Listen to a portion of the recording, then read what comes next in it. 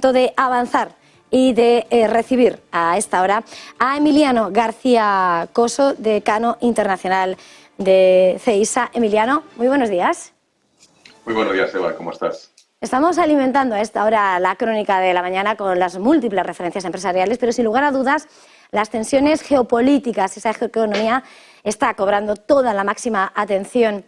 de los inversores. Y en las últimas horas, además, hemos asistido a esas declaraciones del presidente Lula da Silva de visita aquí a nuestro país, hablando con Pedro Sánchez y, sobre todo, señalando su posicionamiento, condenando o señalando como lo importante es buscar la paz en este momento de la guerra y decir que va a buscar, también se presenta como llave mediadora, buscar la paz. En este momento, y en este momento en el que además Lula trata de introducirse como mediador, en un momento que se dibujan esas dos partes, ¿no? de forma con Estados Unidos, con esos BRICS, ¿cómo ha interpretado ese lenguaje, esos mensajes lanzados criticando al Consejo de Seguridad de la ONU, abogando por un G20 de la paz? ¿Cómo ha visto esas declaraciones? Bueno, pues empezando por lo primero, que serían las intervenciones que ha venido realizando Lula y las visitas que ha venido realizando el presidente Lula por China y Europa, pues está claro que nos tenemos que ir acostumbrando a que va a haber una alternativa a la posición occidental, encabezada fundamentalmente por una especie de BRICS, donde India, China y Brasil parecen que van a desarrollar un papel protagonista en un intento de generar una mesa negociadora. También siendo una alternativa a todo el consenso de Washington y todas las instituciones que se establecieron en ese consenso de Washington. Y, lógicamente, pues el viaje de Lula a China ha tenido su impacto porque, entre otras cosas, pues la expresidenta Dilma Rousseff ha sido nombrada presidenta del Banco de Desarrollo con el apoyo de China. Y entonces nos encontramos con que esos BRICS están desarrollando una estrategia como alternativa a la visión eurocéntrica u occidental frente al conflicto ruso con Ucrania. Y bueno, pues creo que puede haber una alternativa o puede haber una opción a que ellos consigan establecer esa mesa con esa propuesta del presidente Lula de generar una especie de G20 de la paz. Y bueno, pues ahí están intentando buscarle esas alianzas. En cuanto a la intervención de Lavrov, pues es bastante llamativo que, bueno, en tanto presidente del Consejo de Seguridad, pues volviese a hacer unas declaraciones donde amenazaba de rusofobia a todo Occidente. En el fondo, ese mensaje va dirigido a lo que ellos llaman el sur global, tratando de buscar alianzas en África y en Latinoamérica, como alternativa a la hegemonía estadounidense con el acompañamiento europeo. Y luego la intervención en la Asamblea General pues va en la misma línea, diciendo que en el fondo Rusia es una víctima de Occidente y que, bueno, pues que hay que escuchar otras voces de ese sur global que pretenden, digamos, alinearlo a la estrategia pues, de China y Rusia y también con el acompañamiento, en su caso, de Brasil y de India. Parte de la situación actual, con el tema también de los activos occidentales, congelamiento de los activos occidentales en Rusia, pues quizás debilitaríamos o se podría debilitar aún más a la economía rusa si India y China pues tuviesen otra actitud respecto pues no solamente a los productos energéticos, sino también a la venta de productos tecnológicos frente al embargo occidental. Bueno, acaba de dibujar además múltiples referencias que van completando ese difícil puzzle que va componiendo las relaciones internacionales en este momento. Importante, estaba apuntando lo que dijo Lavrov, además de poner, ¿no? El membrete de curioso como un país que acaba de introducirse, ¿no? en esa guerra en Ucrania, preside el Consejo de Seguridad de Naciones Unidas. Y al respecto quería señalar dos cosas. Por una parte, hasta qué punto se comprende, porque de hecho Lula da Silva, una de las cosas que decía es que curiosamente cada vez que se lanza últimamente una campaña bélica, ya fuera Estados Unidos en Irak, ahora Rusia en Ucrania, no se debate en el Consejo de Seguridad y cuestionaba de alguna manera, ¿no? la eficacia del organismo. Y mientras tanto, escuchando a Lavrov, cómo elevando el tono a un nivel de Occidente nos está llevando a ese escenario peor que el de la Guerra Fría, condicionando la extensión del acuerdo del grano tan vital en medio de esas además al mismo tiempo que trata de conquistar a esos países, ¿no? Como decías, del sur de más, ¿no? Mirando más hacia África.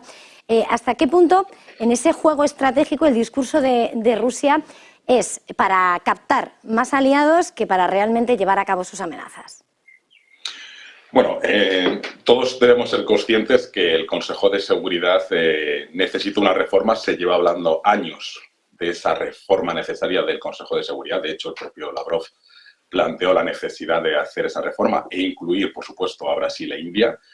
lo cual tiene una cierta lógica por su peso demográfico y también por su peso geopolítico, pero en el fondo está buscando esa alianza o tratar de reforzar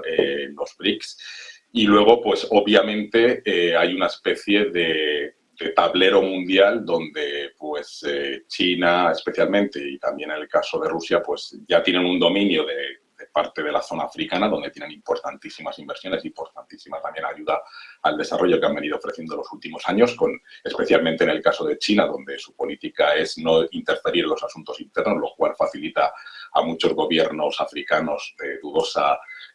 legitimidad democrática pues hacer lo que estiman oportuno. Y luego está el tema latinoamericano, donde China ya tiene una presencia fundamental en diversos sectores económicos y también de suministro tecnológico a muchos países latinoamericanos. Recordemos que casi toda Sudamérica, a excepción de Ecuador, tienen ya gobiernos de ideología de izquierdas y por lo tanto pueden tener una visión más próxima a la posición de China y en su caso también a la posición de Rusia. Y bueno, pues ahí estamos ya enfrentándonos a esa situación donde nos tenemos que ir acostumbrando, donde la visión eurocéntrica y la visión norteamericana ya no es la única voz en el contexto internacional. Y el caso de China, pues parece que la llamada telefónica que realizó el presidente Xi Jinping al presidente Zelensky muestra claramente que las acusaciones que se está haciendo desde Occidente de que está colaborando de manera directa o indirecta manteniendo a Rusia y que su posición es escorada hacia los intereses rusos, pues es una manera de desacreditar esa posición europea y mostrarse claramente como una alternativa a una mesa de paz y en este caso acompañada probablemente por el presidente de Brasil, entre otras cosas porque para Brasil China es un socio comercial estratégico, es el primero, tanto desde el punto de vista de exportaciones e importaciones, y por lo tanto pues para ellos es vital el mantener ese diálogo abierto con China y tratar de establecer esa mesa negociadora, aunque también lo que se está diciendo es que eso implica que Zelensky tendrá que renunciar clarísimamente a Crimea y ya veremos qué pasa con las otras zonas de mayoría de población rusa. Antes de terminar, querría preguntarle también